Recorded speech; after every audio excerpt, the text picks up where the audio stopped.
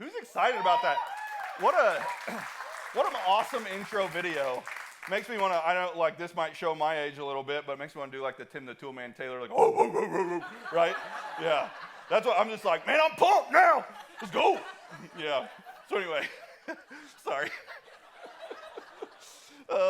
Okay, so as they said, my name's Dave. I unfortunately, for me, got to come over here, and I was so excited to see so many of the faces that I got to just, like when we first started planting this church over here, we were meeting, and just, so I met so many people, have so many good relationships. Every single one of them, every single one, came up today, and they're like, hey, Dave, how you doing? Did you bring Emily and the kids? Like, okay. Like, come on, people. I'm alone, and you're making me feel horrible about myself, okay? So, I've got a wife. I do have a wife right here, and we've been married for 12 years now. Yeah, and we've been together since she was 14 years old. We started dating. I was a senior. She was a freshman, the classic love story of like I needed a prom date, and I had just got dumped by another girl, and so no game, so much so that I had to go for a freshman. So tricked her into it. So anyway, but now we have two kids. We got Zeke, he's an 8-year-old, and we've got Mila, she's 6. And just for clarity's sake, okay, I always feel bad saying we've been together since Emily was 14 because there was a brief stint where she broke up with me thinking she could improve. And as you can see, we're married. So this is as good as it gets, all right? So we're doing the RPM series. I loved this series because I'm a big car guy, okay? So like how many of you guys are like big car guys, right? Okay, so I'm like a resto mod guy. That's like my thing. I love looking, I like follow a bunch of pages on Instagram that are doing like resto mod stuff. That's my thing, okay? So anyway, I love going fast. I love to speed. I love to win. I hate being passed by people on the interstate. So here we go. Okay, so I have learned how to speak by speaking back in Switch. And when we're in Switch, we got to get the crowd participation going, okay? And we got to get some icebreakers going. So what I am going to ask you guys to do is break the ice with me. And if you have a driver's license and you are able to and willing to, I need you to stand up right now. Everybody with a driver's license, stand up, all right? All right. So this is a little fun group activity. And if you're embarrassed about something, go ahead and sit down now. But if you're willing to be put on the spot, just stay where you're at, which I won't put you on the spot, I promise. We'll give you a hand. Okay, so if you have never had a speeding ticket, sit down. Okay, everyone else look at them and say, losers. All right? All right, all right. So if you haven't had a speeding ticket in over 10 years, okay, so it's been more than 10 years since your last ticket. Sit down. Man, we got a lot of lamos in here. Jeez. Okay, so you that are still standing, look around, because when you're ticked off on the interstate, it's these people that are keeping you from the destination. All right? All right, so 5 years. If it's been more than 5 years, sit down. All right, good.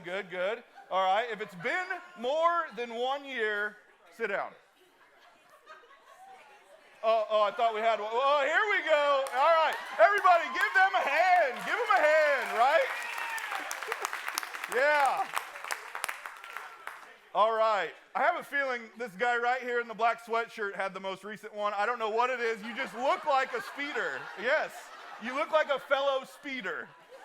So, all right. So I don't want to celebrate breaking the law, okay? That's not my point behind that activity, okay? So I really wanted you guys to just loosen up because I am not the most experienced speaker. I am what you call the substitute speaker for when John and Britt or Pastor Archie's out of town, and they've already called through their list of people that could come in.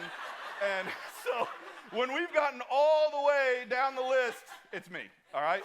You're welcome. I'm here. Have no fear. All right, so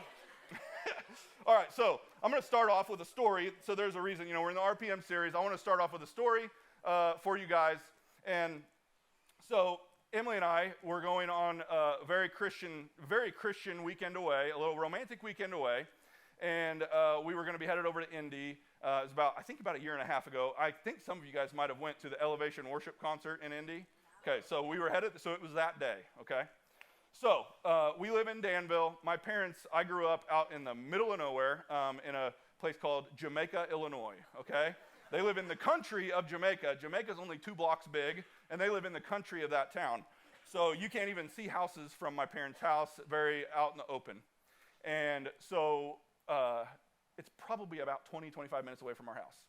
So we left, and so we're meeting some people. We're actually going with both my sisters and their husbands, and we're trying to make sure we have time to get dinner and all that before, and all that. So anyway, so we leave our house, and the first thing I notice is we get in the car. We have exactly 25 minutes to get to my parents' house. We're on schedule, all good. Turn the car on, tank's on E, like 3 miles to empty.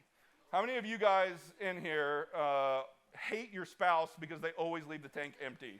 Don't raise your hands, okay? Well, first test, failed. All right, so that we don't want to point our spouses out like that, okay?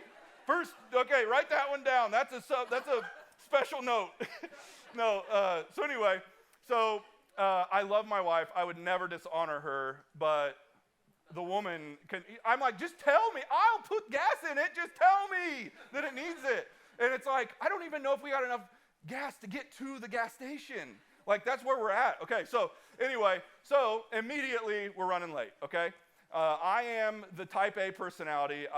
My wife is she's the worship leader in Danville, okay? So she's artistic, she is creative, and so different than me, okay? So anyway,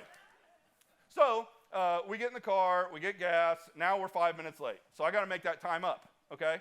Now, in Illinois, it's a little bit different than even Lafayette. So not that big of a distance, but, we got long, straight roads. There's no curves, there's no hills and hollers. It's flat, it's long, and straight, okay?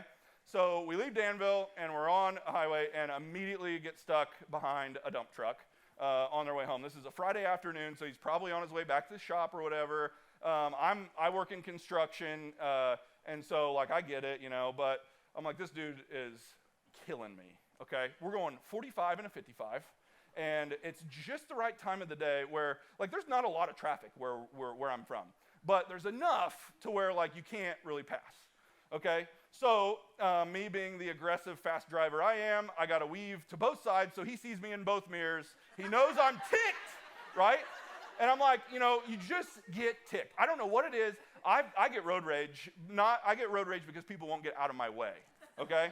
So anyway, so I'm weaving from side to side, and he just won't get out of the way. Well, I finally get a gap. I'm probably 5 minutes from my parents' house. I finally get a gap, and this is my chance. Not only is it my chance to pass him, it's also my chance to make a huge statement, let him know how big of an idiot he is. I don't want to just pass him. I want to blow his doors off, okay? So I put it to the floor, and we fly past him, okay? And I'm just like, yeah, you eat it. Eat my dust, man. This is where I'm at. So anyway, so we pass him, and I'm looking at the rearview mirror, watching him fade into the distance. And, I look over at my wife, and Emily, we're going away for the weekend. We got the kids, we got suitcases for the kids. We even have our dog. We have a Labradoodle. She's sitting on Emily's lap in the passenger seat, and Emily's giving me the side eye. Wives, the side eye when your husband's being ridiculous behind the wheel. And so anyway, I'm looking at all that, and I just have this victory feeling, And so I'm paying attention to all this. And I look forward just in time to see a state trooper go the other way past me. And I immediately look down at the speedometer, and I'm going 87 and a 55. And I'm like, oh no. Yeah, so not only was I so victorious in getting past that dump truck, I put so much distance between him and I that the cop was able to slam on his brakes, pull a U-turn, and pull me over before he ever passed me. So, and when he passed, not only did he pass, he won because he went burr, burr, as he went past. I'm like, oh. And Emily's first words are, you feel good? You feel good about yourself? So anyway, I'll get a little bit further into that later on in the message. But for now, let's move into what we're here to talk about, which is relationships. Relationships, passion, and marriage. All right. So I know some of you guys in here might be single and young and not married yet, maybe not even dating yet. Some of you guys might be in here and been married for 60 years. I don't know. I've met some young people. I've met some old people today. I'm not going to point out which, but anyway, so we all are going to have relationships in our life. If you're young, listen up, because these are things that you need to know, okay? And if you're old, listen up. There's something in here for you, I'm sure. But I'm sure you could come up to me after and correct me on some things too as well. So anyway, all right, so I like to really pack in the stuff because they only let me talk on really rare occasions. I don't get to do a series where I just take my time and whenever we get through it, we get through it. Okay, so we're gonna have to listen fast, and I'm gonna get right into points, and we're gonna roll. Okay, so look at a road trip. Okay, we're looking at a road trip, and we're gonna say that is our relationship, our life with our selected spouse. Okay, so this is how we're gonna view today the analogy of cars. I know John has done different analogies, but this is me. So okay, so road trip. This is our life with our significant other. Okay, so I want to take y'all to driver's ed, okay? And I want to teach you how to enjoy the ride. Because let me just say, when I get in the car, I'm not there to enjoy the ride, I'm there to win, okay? The Ricky Bobby, if you ain't first, you're last. That's the way I roll, okay? So we're going to get right into the points, and we're going to hurry through these because I don't have a whole lot of time. Okay, so first point. Oh, yes, I got a clicker. This is the other thing I'm really excited about. They gave me the clicker. So let's see if it works. Oh, wait. Take notes. Download the app, all right? Click the notes in the app, all right? Click Lafayette. RPM series. Okay, enjoy the ride. All right, point number 1, here we go. All right, keep gas in the tank, all right? So the whole reason that we were late is we didn't have gas in the tank, all right? And there's two kinds of people in every marriage, as I've said. One of them lets her go to 2 miles to E and drifts in on fumes. The other one keeps it above a quarter at all times. I keep it above a quarter. My wife drifts in on E. My wife also, I don't even know if she's pumped gas in the last couple years because I'll drive her car on the weekends and it just magically gets filled up. So anyway, but I guess I can't complain because, my clothes magically end up clean and back in the closet too. So, we both got fairies living with us. So anyway, just like we fuel up our car on a regular basis, all right, we need to be fueling up our relationship, right? Keep gas in the tank. Keep pumping love and expressing that into your relationships, okay? This is something that seems so simple. It seems so simple. Yet every single one of us, we get distracted. We get focused on whatever our goals are. Whatever the case may be, it's so easy to just lose sight of the fact that we are constantly dating our spouse, okay? And so we need to be showing them we love them. Before you get married, when you're in that dating phase and when you're in the engagement phase, and even a little maybe after the honeymoon phase, you do this, we all do, all the guys, we're chasing after our wife. We're trying to show her we love her, all the stuff, and chasing after the girlfriend. Well, that seems somehow, when we fall into this comfort zone, it seems to just drift off, okay? So this is a good reminder today, keep gas in the tank, keep it fueled up. Reason being, how many of you guys have, heard on the news when we got a big snowstorm, which we haven't had one this year, thank goodness. I work for Public Works in Danville. I am thankful that we haven't had a bunch of snow this year.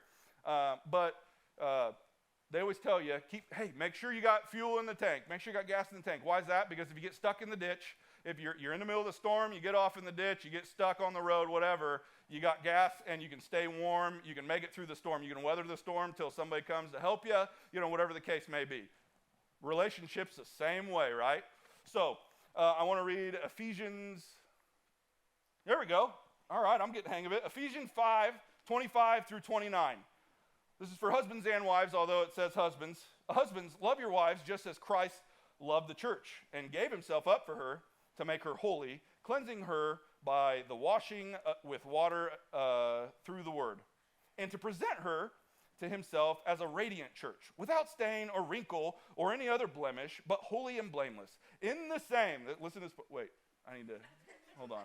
Oh, okay, so maybe I need to just read this. This is how we do it. All right. In the same way, husbands ought to love their wives as their own bodies. He who loves his wife loves himself. After all, no one ever hated their own body, but they feed and care for their body, just as Christ does for the church. Okay, so this verse makes it pretty clear to me that we need to prioritize our spouses, our partners over everybody else. And we also know, we're supposed to serve. We're not here to be served. We're here to serve. So in order to live a successful Christian life and have a successful Christian marriage, this is how God tells us to do it. So I guess we're enjoying the ride, and the way to enjoy the ride is by doing it God's way, okay? So I'm here to teach you some things to do it God's way. Not all things, just some things. I don't have time. But anyway, so what are you doing to sow into your relationship? What are you doing to show your wife or your husband that you love them? One thing that Emily and I learned early on, it helped a lot, was we were given the Love Languages book. You guys heard of that, the Love Languages? Okay, so chances are you and your spouse show love or receive love in different ways. You got to figure out what it is you're serving your spouse. You got to figure out what it is that makes them or helps them to receive that love, and then you want to speak that language, right? You got to learn to speak their language. We got to be bilingual in our love. That sounded weird, but anyway, okay, so we want to love our spouses so good, that we put their comfort, this is what this verse says, we put their comfort and their well-being above our own, okay? Now, that could be kind of hard, right? Like, that could be kind of hard because we're all selfish people, okay?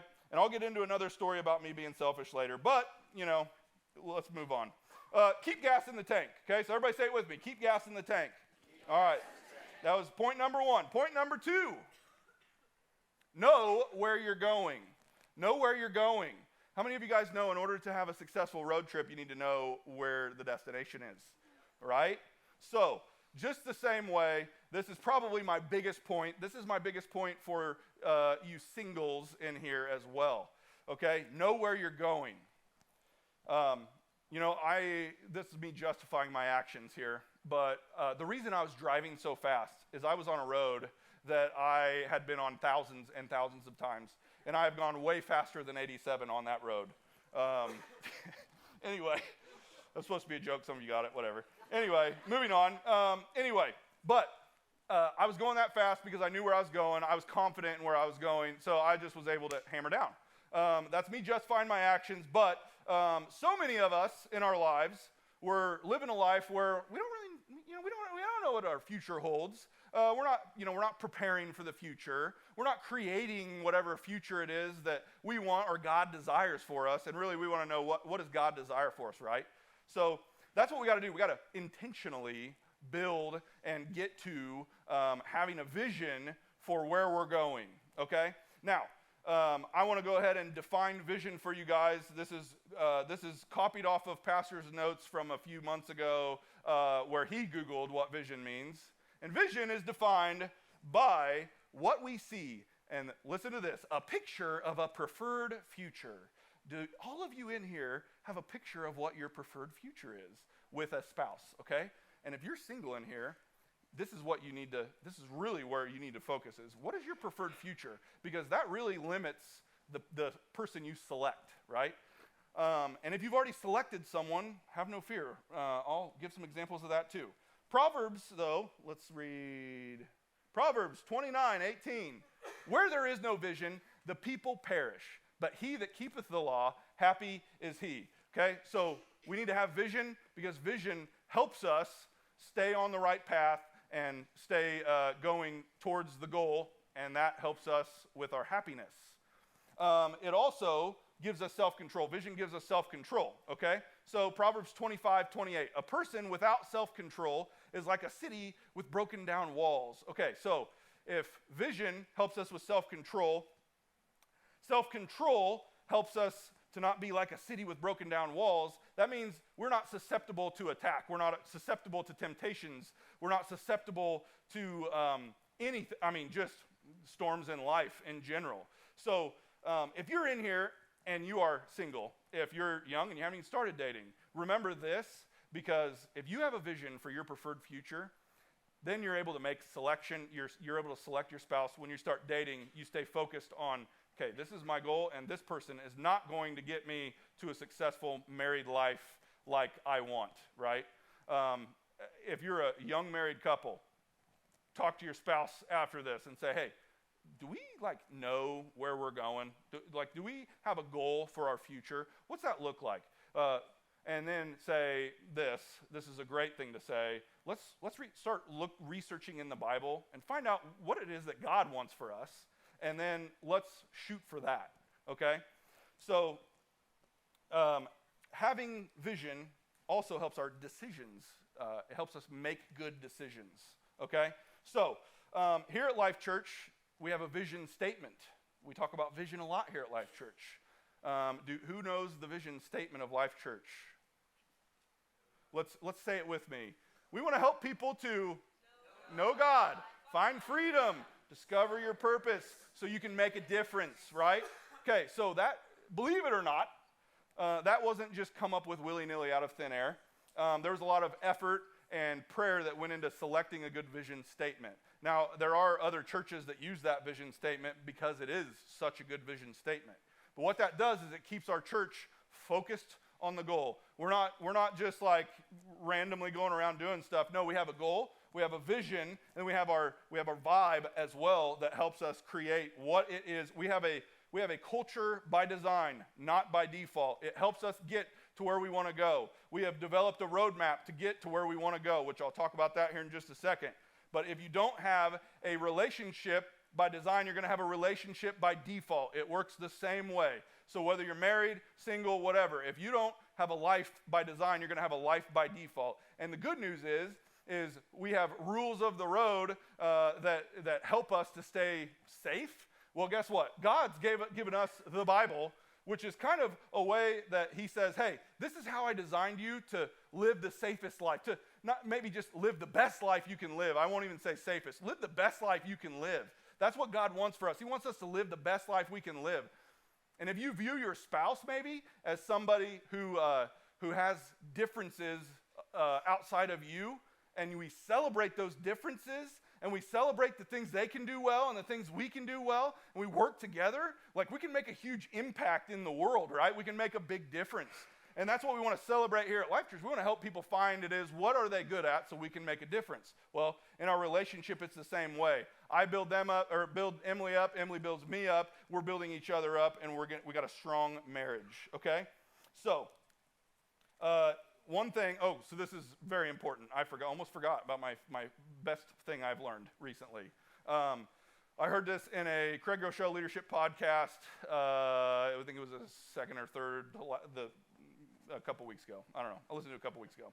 Anyway, but they were talking to a CEO of a non-for-profit, but big non-for-profit, who's just built up this awesome team. And the guy's actually just really gotten in shape over the past couple years. And Craig's just talking about that. And it was just a really quick thing. But what he said is he's like, well, what I started doing is I knew what my end goal was, and I developed some input goals.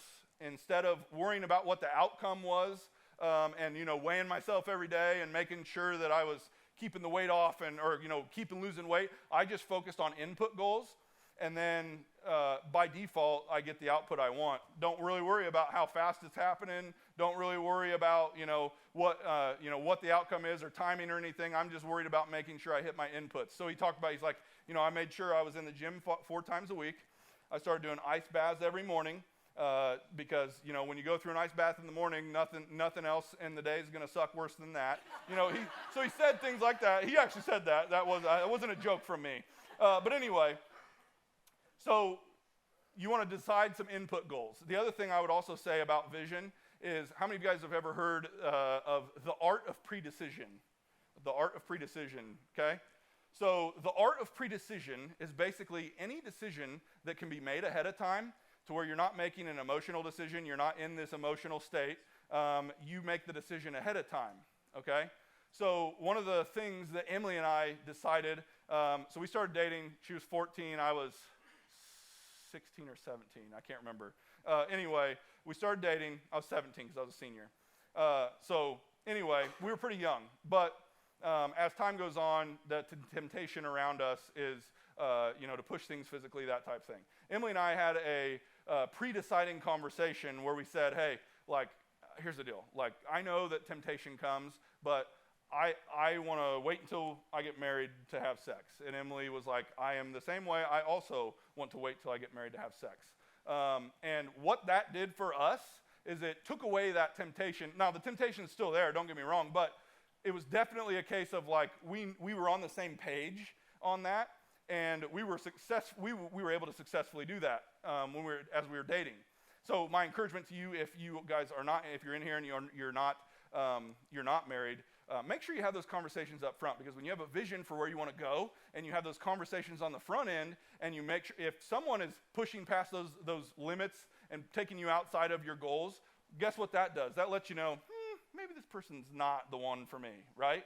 So find out what God wants for you, how to do it healthy, pre-decide as much as you can. And if you're married, pre-decide things. I mean, man, Emily and I are trying to do this on a more regular basis. We're doing, we found so much success in like, okay, we want to get to this certain, we have financial goals. Okay, we want to get to this certain number in our bank account. We're going to work towards that. Obviously, storms come, but what we're going to do as an input goal, every single week we're going to put $100 into savings from here on out. Like, well, if we got to take from it, we'll take from it, but we need to discuss that. But we're putting $100 a week into savings, and it's just going, and we're not going to look at it, okay? And we got a vacation fund, whatever the case may be, input goals. So figure out what those are, and worry about your inputs, not necessarily the outcomes. Let God work on your outcomes and bless your inputs, okay?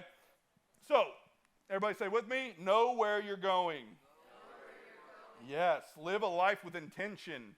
All right, 3, agree on the route.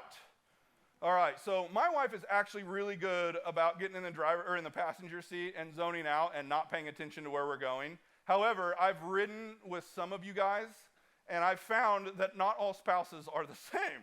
I have found that there are some husbands and wives who like to sit in the passenger seat and complain a lot. Why are you going this fast? Where are you going? Why are we going this way? This way's way slower. All those types of things. I've seen some head nodding, and I think we got some things we need to talk about after church today, right? So anyway, know where you're going, agree on the route. Emily's big thing that she does that drives me insane, just, if I'm up here, I might as well complain. She does the old, like, if there's like a squirrel that runs out, and I'm like, hey, I see it. Or like, she does this a lot too, when we pass semis on the interstate, she's like grasping for the handle all the time, like, chill out, I'm going fast enough, we're only past him for like half a second, like we're not even next to him, but she freaks out. Well, let's look at that in a relationship way. We want to agree on the route. Okay, most couples fight in the car. Let's not fight in the car. Let's enjoy the ride, right? So let's learn to enjoy the ride. Okay, so let me get caught back up with where I'm at. Let's go to Genesis 2:24. I started complaining about my wife and I lost my place. Okay, so that is why a man leaves his father and mother and is united with his wife, and they become one flesh. So I don't know if you guys realize, but all my points are building towards doing things together, right? And so this point is we got to stay together, stay united. So when we keep putting gas in the tank, when we keep, what was my second point? I already forgot. Know where we're going. There we go. Thank you. And then when we stay on the route. There we go. Golly. All right. So when we do all those things, though, we're building up, and so. Husbands and wives, when the husband leaves his mom and dad, and then they become one flesh. Now, obviously, there's a physical sense there, but also let's think about this in a mental sense. We become one. You're in the car with your spouse, okay? So I've also seen spouses that get so angry and mad at each other that they're just like, you know what? We'll just drive separate from now on. Like, have you guys seen that? Like, okay, that's going to do good. Or to be honest with you, even just something as simple as separate bank accounts. Like, those things can drive a wedge. It's just ways of ending up in different places. You got to be united. You are one. You're together. You're on the same team. You're fighting for each other, not with each other. Okay, that was from the XO conference. I just remembered that one. All right. So in doing my research, I actually found an article, and I found this at the very end. I had already typed all the rest of this, but I found this, and it was actually from a PhD person talking about marriage, and it was a Christian PhD student, but they were talking about how marriage is about like a road trip, and I was like, oh, that's nice, and I confirmed some of the things that I already written, but I went ahead and I typed this quote out. I love this quote, so just listen to this. Unfortunately, many couples forget to stay on the same road.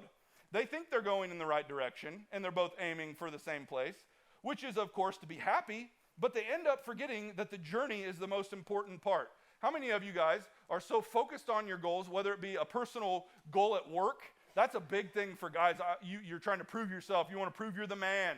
You want to prove that you're the provider. And, you even tell yourself and you tell your spouse, hey, I'm providing for this family, right? I'm a provider. That's what I do. Meanwhile, your spouse is like, yeah, but you could provide a little bit less, and we'd be a lot happier if you were home a little bit more. Or, I might be stepping on some toes here big time. But the fact of the matter is, we need to stay together, stay on the same page. So communicate. And this is really what this point is about. Communicate. Stay together. Stay on the same page. If just because you're happy and it doesn't bug you, doesn't mean that your spouse is the same. Like, they may be struggling with something that's going on, and you don't even know about it. So spend some time, talk to each other, get on the same page. That's really simple. Okay, Ecclesiastes 4:9 sums this up pretty good. There 9 through 12, there we go. I'm going to skip a little bit in the middle too. Two are better than one because they have good return for their labor. If either of them falls down, one can help the other up. This is where I skipped ahead a little bit. Also, if two lie down together, they can keep warm. But how can one keep warm alone? Though one may be overpowered, two can defend themselves. A cord of 3 strands is not quickly broken.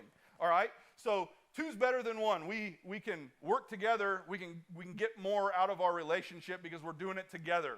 Okay? And a cord of 3 strands is not quickly broken.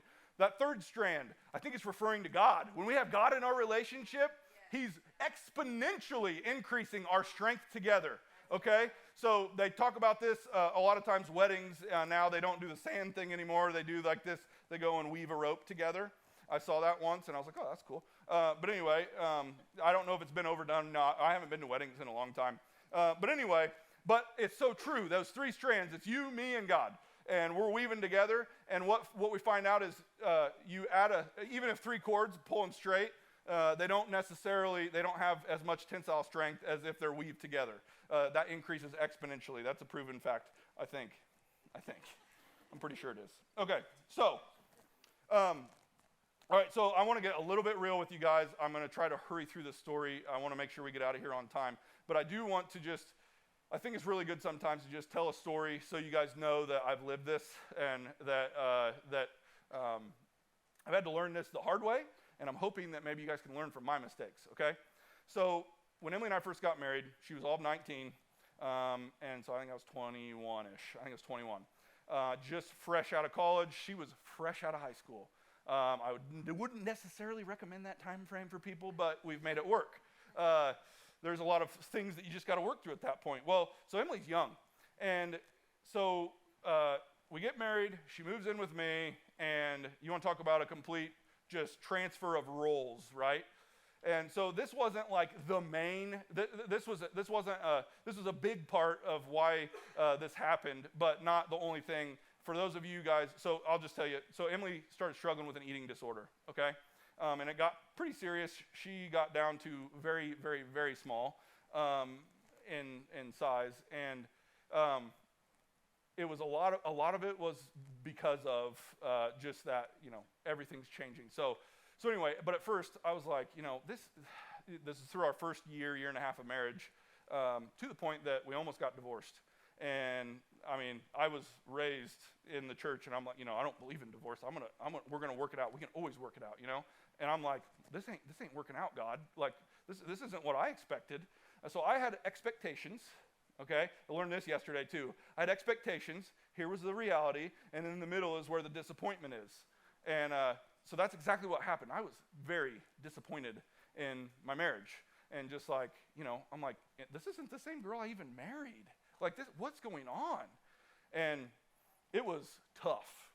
I mean, I had conversations with her parents. I'm like, you guys sold me a lemon. No. I'm like, this is a serious thing, but I feel awkward, so I joke. But anyway, no, it was bad. It was real bad. And I was so focused on myself that I didn't think about her needs. I wasn't thinking about what she needed, because I was like, my needs aren't getting met. And so as time went on, we got her in to see a counselor, and she saw a counselor for a few months, and the counselor then was like, hey, send your husband in here. I want to talk to him. So I go to see the counselor, and the counselor's like, hey, so here's the deal. There's a lot of, for those of you guys who might have had someone who's gone through an addiction or eating disorder type thing, that it's complicated. But she summed it up for me as this. She's like, hey, so Emily, everything in her life just changed. Like, her life has just completely, radically changed. And one thing that she's doing is she's finding one thing that she can control. She feels like everything's out of control, and she's finding one thing she can control. And she can control what she's eating and her exercise, and what she had was obsessive compulsive eating disorder is what they said she had. And I found that to be pretty true.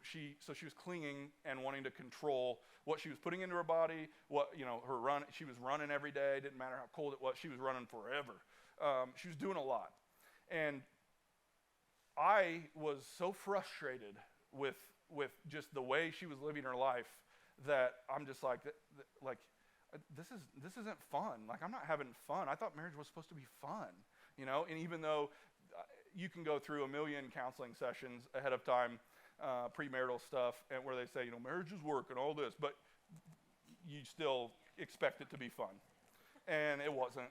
And so anyway, the counselor's like, hey, so this is what you can do for your wife to help her through this. And just her saying that alone, it was like that glass shatter, like epiphany. Yeah, I guess I did learn I was supposed to help her through stuff, and I wasn't just supposed to be selfishly upset that she wasn't meeting my needs. So the counselor's like, hey, you need to just spend time with her, help her to feel comfortable, serve her, all the things biblical. This is a biblical counselor, and it was a Christian counselor. So everything was biblical that she told me to do. But basically, it was, hey, serve your spouse, worry about serving her, worry about meeting her needs, and let God do the rest. Okay? And that's really what I want to come to out of this is, there's a lot of relationships in here that might be struggling. And you may be sitting there as a spouse thinking, man, my needs aren't getting met at all. Like, just frustrated. And what I found is that when I changed my mindset and I started worrying about her and what her needs were, man, the difference that made in our lives was unbelievable. The amount of my needs that got met through that was unbelievable. Like, God did a huge work in our marriage because of that, okay? So let me get into this last point, and then I'll circle back around to that a little bit. Okay, so number 4, stay alert, okay? So there's a reason why the windshield on a car is the biggest window. It's because you're supposed to be looking through it. Had I been looking through the windshield, chances are I would have seen the cop coming. I would have seen hazards coming. You pay attention to what's coming. John 16:33 says, I have told you these things so that in me you may have peace. In this world, you're going to have trouble. But take heart, I've overcome the world. In this world, you're going to have trouble. When you're in a relationship, you can expect that troubles are going to come. That's just facts. Maybe childhood traumas are going to come up, early traumas, things that you didn't even know existed, things that you didn't even know they struggled with are going to come up later on. Things are going to happen. Bad stuff's going to happen. Temptations will arise. We're going to fall. Everyone's got their stuff. But if we take heart and we remain in Jesus, we live our lives by the rules of the road. If we really live our lives by the manual of life, which is the Bible. When we do that, we're prepared for anything. That's the biggest thing that I've realized through Emily going through this eating disorder, through just being married for 12 years. You prepare for the good. You prepare for the bad times. You keep doing what you're supposed to do in the good times. I think a lot of us, when things are going good, it's like, if you're like me and you try to lose weight, you lose weight, and then you got to let your foot off the gas a little bit. And you're like, okay, well, I got where I want to go. Met my goal, so let's ease up. And then what do you know? The weight comes back, unfortunately. But anyway, same way with a relationship, okay? When we hammer down, when we put the pedal down, and we're putting gas in the tank, we're fueling it up, we're staying together, we have that vision, we're working together, all those things, when we're staying focused, and we're being intentful in our lives, like all those things are preparing us for the storms that are going to arise. Storms are going to arise, okay? Let's read this, James 1:2-4. Consider it pure joy, my brothers and sisters, whenever you face trials of any kind, because you know that the testing of your faith produces perseverance. Let perseverance finish its work, so that you may be mature, complete, and lacking nothing. Or not lacking anything. Lacking nothing. This is another verse, or another translation. Anyway, but that is the most valuable lesson that Emily and I ever learned, was that first year of marriage. If there's 1 year, you hear people say this all the time, but it's the truth. If you know it, if you've made it through something and you're on the other side of it, when you get through something, you know that builds your relationship stronger than it ever would have been had you not gone through it. So I guess I'm here to forewarn you. If you haven't gone through something, it's coming. It's coming. But stay together. Stay on the right path. Keep to the vision. Keep gas in the tank, because that's going to get you past that. You do it God's way, you're getting past it, and you're going to be stronger than you have ever been because of that. So, marriage takes a lot of work. Marriage takes a lot of work. Relationships take a lot of work. And it takes a lot of work to make sure that you're not falling into temptation. If you're a single in here, it takes work to make sure that you're selecting the right person. You may love that person, but if they're not living the way that you want to live, it's not going to work. So, that doesn't mean maybe that means you need to break up with them for a while till they get their stuff together. I don't know, but whatever it is, you want to make sure that you're ending up in the right place, and you've got a vision for your life. So, hold strong to that. Stay strong to that. Stay alert, right? So, I'm going to wrap up. I'm going to just pray for our relationships in here. So if you've got a spouse sitting next to you, hold their hand. If you're in here and you're single, cross your fingers together like this, and I'll pray for you too, okay? We're going to pray for that. And I want to, as you're holding hands, I'm going to do what John does and have you hold hands, but I'm going to talk for a second. Because there's people in here as well that are like, man, I've really screwed up. I have screwed up royally. And there's people in here, I'm sure, that are thinking like, man, this is all great, but like, you don't know what I've done. I'm too far gone. Well, getting back to my speeding ticket, I walked away with a speeding ticket, and I was so thankful that I only got a 1 to 10 over speeding ticket. But I was able to go to the courthouse on the date on my ticket, and I was able to ask to be put on probation. And for 6 months, I just lived my life obeying the rules of the road and just living my life by the rules of the road. And what ended up happening is my record was wiped clean and my insurance didn't go up. So if you're here today, there's opportunity for you to have your record wiped clean. And Jesus died on the cross for your sins, and your record can be wiped clean, but that doesn't mean you just stop there. The Bible talks about the continual renewing of your mind. Stay in the Bible, stay in the Word, have God change change who you are on the inside, change you into a better person, make you into a better person that is going to be a much better spouse and is going to be more prepared to live a successful life and a happier life.